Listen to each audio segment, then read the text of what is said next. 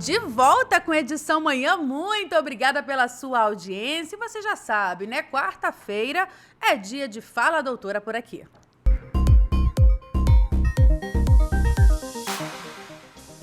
E no Fala Doutora de hoje, a gente vai conversar sobre síndrome do pânico.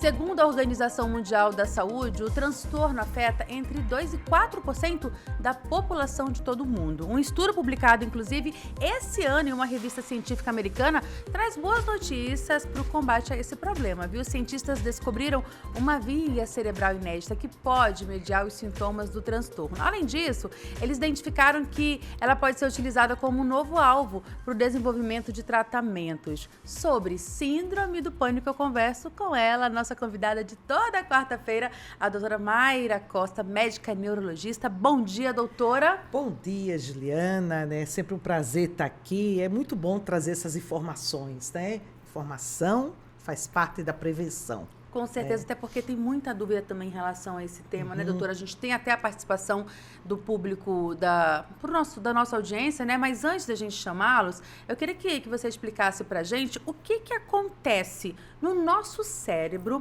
quando uma pessoa sofre de síndrome do pânico.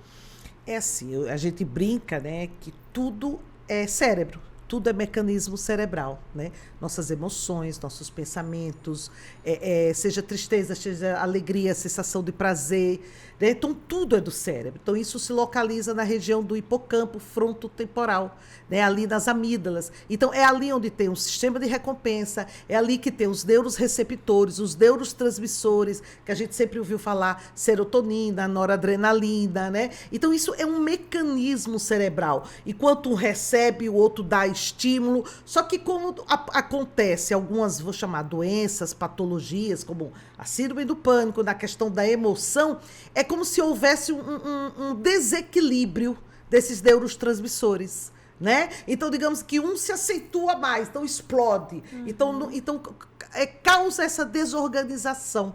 Né? Então, o indivíduo, a pessoa, ela tem aquela sensação, vamos dizer assim, exacerbada.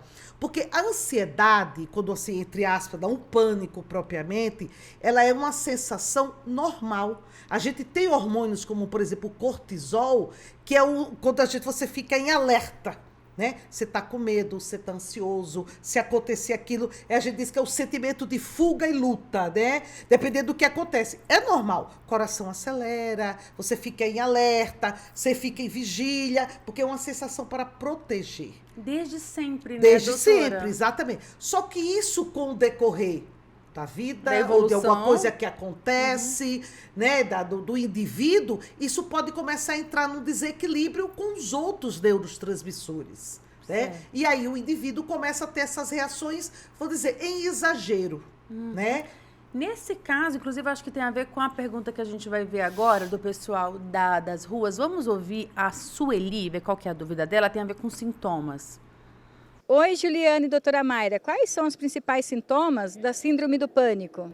Então, a síndrome do pânico, ela faz parte do quadro da ansiedade, né? E aí, você diz, eu tô ansioso, tá, aí você mede, né?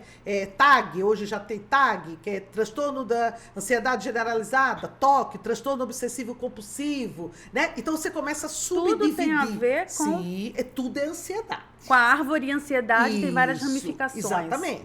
Né? E aí a síndrome do pânico, ela faz parte desse quadro da ansiedade, é quando o indivíduo tem aquela reação exagerada, vamos explicar assim. Né? Então o indivíduo, por exemplo, como eu falei antes, você fica ansioso, coração, né, bate. Acelera, né? Você tem aquela sensação, né, meia de agonia, a mão pode ficar sudoreica, suor frio, né? Você fica mais em alerta, tem gente que sente uma pressão no peito, né? Fica inquieto. E aí aquilo vai aumentando, né? Ao ponto do indivíduo, o indivíduo ele fala, né? Que aquilo dá uma pressão, é um medo, um pavor, que a vontade dele é sair correndo. Isso é o que caracteriza mais a síndrome do pânico. O paciente às vezes acorda do nada à noite com taquicardia, falta de ar, né? Aquela coisa, e ele não sabe explicar. É completamente interno. E é inconsciente, ele não acordou, eu vou ter uma crise de ansiedade. Não, ele acorda, ele pode acordar no meio da noite em uma crise de ansiedade, numa crise de pânico. Passar por alguma coisa ali, resolver, e no outro dia ele tem uma crise de pânico. E muitas vezes, lógico que dependendo do que o indivíduo aconteça com o indivíduo, né?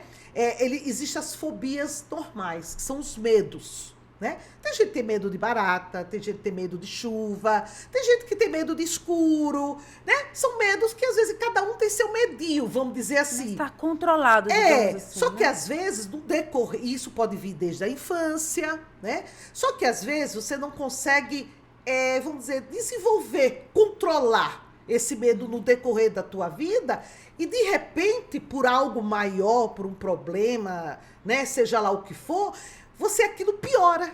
E aí você não dá conta mesmo. E aí podem ter gatilhos, doutora, que levam essa pessoa até a síndrome? Sim. E são variados, não dá São pra... variáveis. É o que eu digo. Quando você já tem aquela fobia, por exemplo, você vê uma barata. Tem gente que você olha assim e fala, nossa, uma barata. Mas tem gente que tem pavor a barata. Eu sou essa, no caso. Né? Então, só de pensar, imaginar que aquela coisa ali pode ser uma barata, você pode simplesmente sair, não vou ficar aqui não, porque ali é uma barata.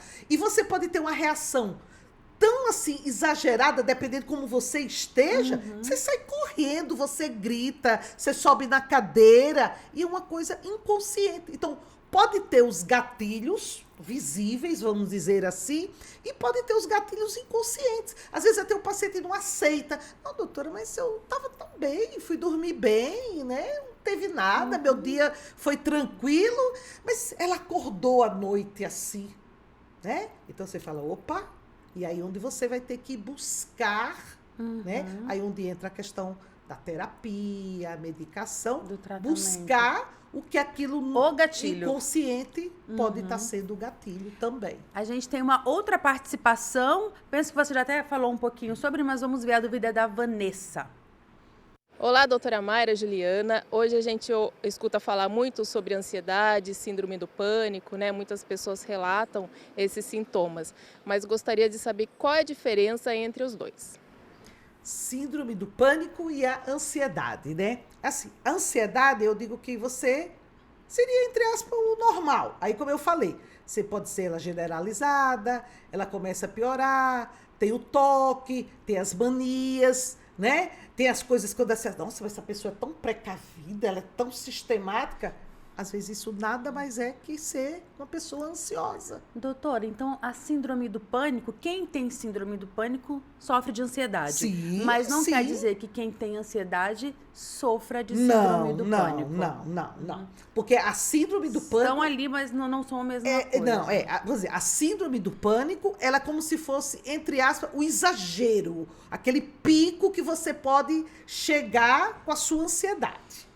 Né? Mas todo mundo que é ansioso, tem a sua ansiedade, mesmo que ela, né, seja assim, não necessariamente ela vai ter que ter um quadro de pânico, uma crise de pânico. Não, de forma nenhuma. Agora a pergunta que penso que muita gente está querendo fazer, né? Como evitar, doutor? E quais os tratamentos no momento ali que você identifica? Mas tem como evitar, prevenir? Sim. Primeiro, assim, a pessoa identificar, né? A pessoa tem que aceitar que ela é ansiosa. Eu sempre falo assim para os pacientes, ó, ser ansioso não significa ser nervoso. Nossa, doutor, mas eu sou tão calma, eu não grito. Não, mas é diferente. Né? Então, primeiro assim, a pessoa aceitar que tem realmente ansiedade, que aquilo pode ser um quadro de ansiedade, né? Acho que a primeira coisa é o aceitar. O buscar ajuda, vem a questão medicamentosa, sim, ela é importante, não quer dizer que você tem que tomar remédio pro resto da vida, mas às vezes pode ser que você tenha que tomar, porque ansiedade, depressão, ela é uma doença, né?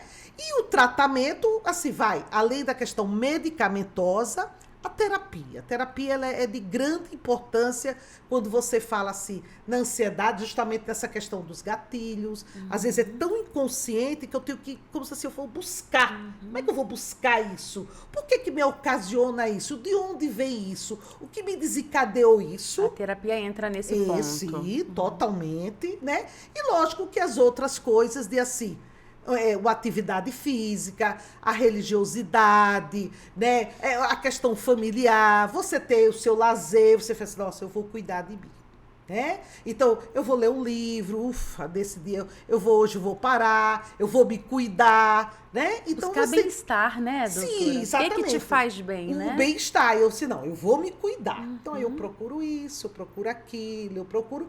E, lógico, né, é um conjunto, e aí, com o médico e a terapia, você vai vendo o que funciona mais, aonde eu me adequei mais, o que funcionou melhor, né? E tudo pode fazer parte de um conjunto. Tá certo, doutora. Muito obrigada mais uma vez pela sua presença aqui no Edição Manhã. Hoje a gente falou sobre síndrome do pânico. Doutora Mayra Costa trazendo aqui todo o seu conhecimento e orientações muito valiosas para você que nos acompanha. Doutora, muito obrigada. A gente se vê quarta que vem. Combinado? Obrigada. Um abraço a todos. Um abraço e a gente se vê amanhã a partir das 10 horas. Agora, dentro de um minutinho, você fica com um alerta total. Tchau, tchau. Te espero amanhã.